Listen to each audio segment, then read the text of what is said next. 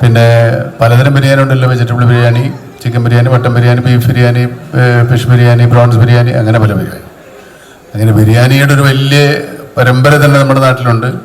ഭക്ഷണപ്രിയരായ നമ്മൾ പലതരം ബിരിയാണി ഉണ്ടാക്കി നമ്മളും കഴിക്കും, ഒരുപാട് പേർക്ക് കൊടുക്കുകയും ചെയ്യും.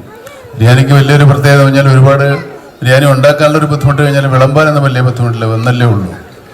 ഒരുപാട് തരം കറികളൊന്നും വിളമ്പി അങ്ങനെ വേണ്ടല്ലോ. അതുകൊണ്ട് പലരും അതൊരു എളുപ്പമായിട്ട് കണക്കാക്കുന്നവരും ഉണ്ട്, ഇല്ലെന്നില്ല.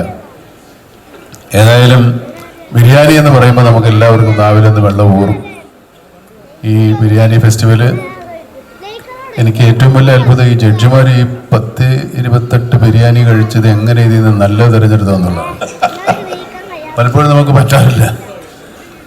അതൊരു വലിയ കഴിവാണ്. നിങ്ങൾ ഉണ്ടാക്കുന്നതിനേക്കാളും നല്ലത് കണ്ടുപിടിക്കുന്ന വലിയ പാട്. ഒരു ചോദ്യം ഉണ്ടായിരുന്നു, മമ്മൂക്കയുടെ ഫേവററ്റ് ബിരിയാണി ഏതാണെന്നുള്ളത്.